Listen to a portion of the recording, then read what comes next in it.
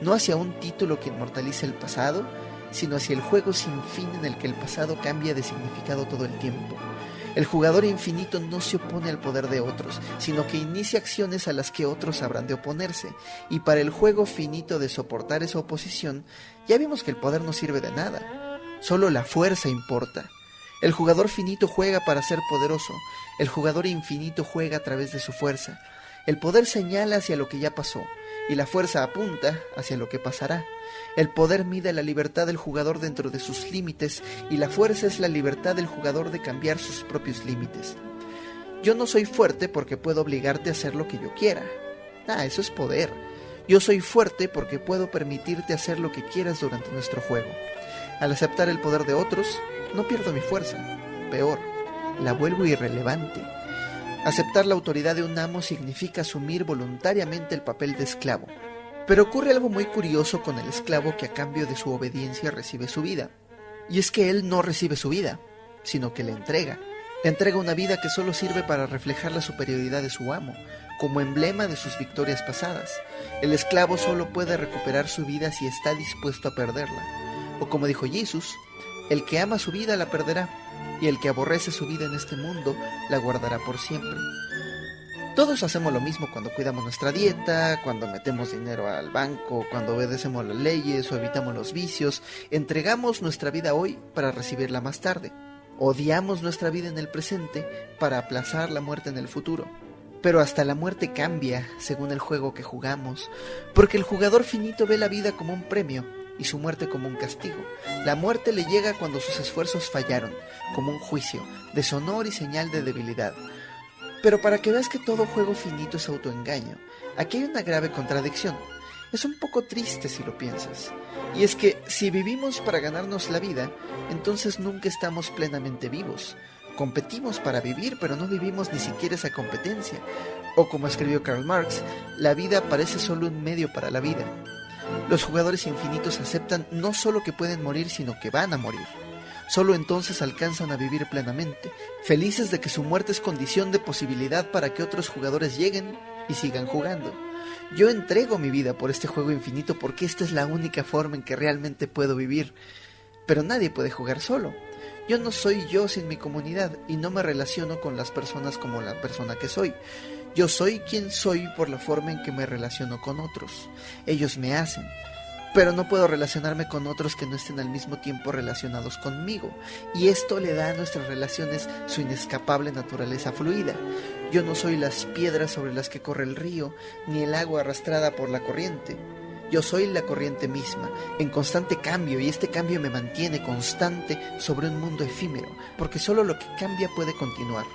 Si quieres jugar soccer, necesitas al menos otras 21 personas. Si quieres ser secretario de la defensa, pues necesitas de todo un aparato estatal. Y si quieres jugar a ser habitante de la Ciudad de México, necesitas de otras 20 millones de personas.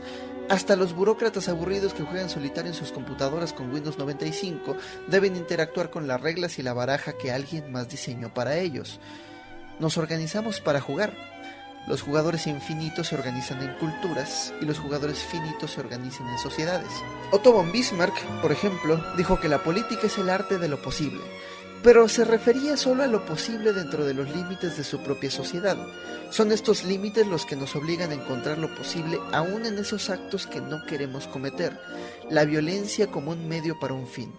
O como dijo John Quincy Adams, debemos aprender el arte de la guerra para que nuestros hijos puedan aprender ingeniería y sus hijos puedan aprender las bellas artes. Al jugador infinito no le importa esa política, no le importan las libertades dentro de los límites porque esa es la libertad más trivial que existe. A los jugadores infinitos les importa más nuestra libertad de colocar y modificar estos límites. Ellos nos recuerdan que no es el político, ni es el régimen, ni son estos payasos de traje los que nos dan nuestras libertades, sino que es nuestra infinita libertad humana la que hace posible este teatro político.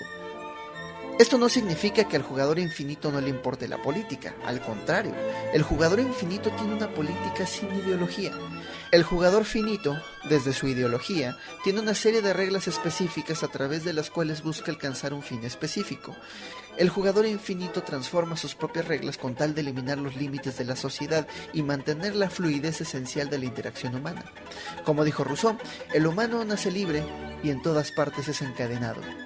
Incluso los valientes ideólogos de la libertad que luchan guerras por ganarlas y mueren por millones con tal de protegerlas y cantan canciones para conmemorarlas, solo ganan el derecho a interpretar un papel al que ellos llaman libertad dentro de sus límites autoimpuestos.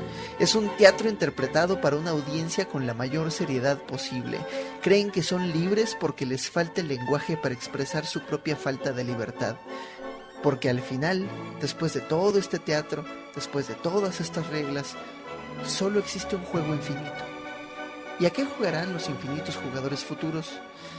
Pues depende de las reglas, los papeles y los títulos que emerjan del juego de hoy, así como los juegos de hoy dependen de las historias que contamos de los juegos que se jugaron ayer. ¿Cómo jugaríamos hoy sin las historias que nos contamos? ¿Cómo habría reyes, presidentes, youtubers y esclavos sin la historia de cómo llegaron a donde están y cómo se escribieron las reglas que obedecen? Aún historias contradictorias sirven para justificar el mismo papel en el mismo escenario. Aquel dice que el pobre es pobre porque quiere, el otro dice que el pobre es pobre porque está siendo oprimido, pero ambos, a través de su narrativa, le dan a este otro el papel de pobre. Justo en este momento previo al juego, cuando observamos el pasado, la vida se revela ante nosotros como una historia. Pero si lo piensas, es bien difícil contar una historia, porque el pasado es largo e infinitamente complejo. Aún a través de nuestros sentidos de chango, el ir y venir del cosmos y la gente es caótico, casi aleatorio, lleno de actos sin sentido, callejones sin salidas, días en los que no se sabe si lo que ocurre vale la pena ser contado, y días en los que pasan tantas cosas que no todo se puede contar. Dijo Lenin que hay décadas en las que no pasa nada y semanas en las que ocurren décadas. Ahora, contar una buena historia es todavía más difícil. Una historia que la gente no solo quiere escuchar, sino que la recuerden, que los toque por dentro con tal fuerza que no la puedan olvidar. Y el secreto para este tipo de historia no está en los personajes, ni en el CGI, ni en la calidad del narrador. Lo único que necesitamos para recordar una historia es reconocer en ella la verdad. Pero no la verdad objetiva de los hechos, porque si te digo el nombre, altura y peso de los bárbaros que torturaron al general Mayoriano en sus últimos días de vida, tras tratar de recuperar la gloria de Roma, pues la neta, ¿a quién le importa? Pero si te cuento, como dice Edward Gibbons, que Mayoriano representa el tipo de héroe como los que emergen en una era degenerada para reivindicar el honor de la especie humana, pues a ella me importa más el personaje, porque siempre habrá esas eras degeneradas. No es la realidad física del martirio de Mayoriano lo que importa, sino lo que significó. Es eso lo que me hace sentirme conectado, no solo con Mayoriano, sino con ese potencial para el heroísmo que habita en cada ser humano sobre la tierra. También tú, especialmente tú. Ese es el poder de la historia y el sueño. Nos informa de quiénes somos y cómo actuar. Una buena historia te puede cambiar la vida. Decía Hamlet, oh Dios, podría habitar la cáscara de una nuez y contarme como rey del espacio infinito, si tan solo no tuviera malos sueños. Por suerte llevamos siglos, milenios y algunos controversiales antropólogos dirían que millones de años contando historias, observándonos los unos a los otros e identificando patrones de comportamiento que luego destilamos en estructuras narrativas fáciles de recordar y reproducir. Ese es el gran superpoder de nuestra especie, el chisme. Por eso se siente bien, se siente rico cuando otro homínido te escribe, güey, no vas a creer lo que pasó, porque otro miembro de tu tribu te hace cómplice de información que podría ser importante para tu supervivencia. Nos gustan las historias porque nos mantuvieron vivos. Y si se siente padre escuchar un chisme de tu ex, imagínate escuchar un chisme sobre el cosmos. Y mejor aún, reconocer en tu interior que lo que oyes es verdad. No en el sentido literal, pero mucho mejor, en el sentido trascendental. Si yo ahorita veo Fox News o CNN o el sitio de noticias que más odies, pero también tus periodistas favoritos, pues no me van a decir la verdad. Me van a mostrar algunos hechos y datos específicos que escogieron de la infinita complejidad del acontecer diario para justificar sus propias creencias y presentar sus propios prejuicios con un aire de legitimidad. Todos mienten. Por suerte, la relevancia de sus mentiras se desvanece en unos cuantos días. Pero si lees Meridiano Rojo, de Cormac McCarthy, te aseguro que en la historia ficticia de estos personajes que no existieron, entenderás los orígenes de la violenta ideología norteamericana y cómo se explican ellos mismos al mundo. La ficción es más verdadera que las noticias. La ficción, o al menos la ficción que vale la pena, contiene verdades trascendentales. Sabiduría que sobrevive al tiempo, espacio y personas y nos ilumina el mundo en el que vivimos. Dice Joseph Campbell que el mito es la entrada secreta por la que entra la inagotable energía del cosmos a la cultura humana. Y ahorita me vas a decir que en un mundo de metáfora que emerge de la función de onda del universo, la verdad es un asunto de interpretación. Y mira, la neta sí. Si me dices que 2 más 2 es 4, ok, te lo acepto, es verdad. Pero si me dices que la causa de los aliados en la Primera Guerra Mundial era justa, ahí sí no sé. O sea, yo tengo mi opinión, pero es un asunto subjetivo, más abierto a la interpretación. Ahora que si me cuentas, como cuenta Louis Bartos, sobre una noche de lluvia en la que se inundaron las trincheras, que los soldados tuvieron que salir de las trincheras para no ahogarse. Los alemanes hicieron lo mismo. Entonces tuvimos el singular espectáculo de 2 ejércitos enemigos, uno frente al otro sin disparar un solo tiro.